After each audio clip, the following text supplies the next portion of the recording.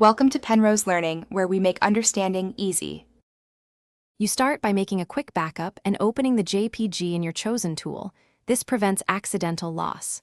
Once done, check the current file size so you can measure improvement.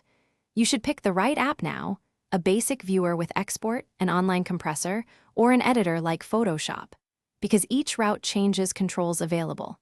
Make sure to close other heavy apps so processing runs smoothly, and confirm color profile settings if you care about accurate tones. Next, you change pixels and compression settings to shrink the file. First, resize the image to the smallest acceptable dimensions. Fewer pixels equals less data. Then reduce JPEG quality incrementally.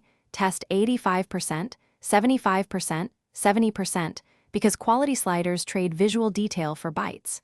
Choose progressive or optimized export to improve perceived loading without big size penalties.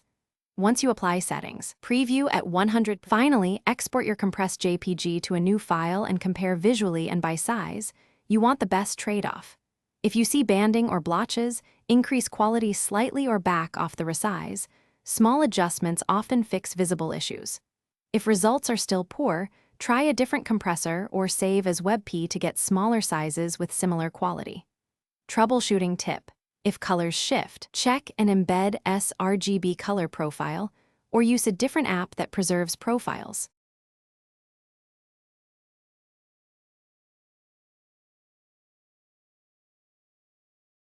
Thanks for watching. If this was helpful, leave a like and consider subscribing. See you next time.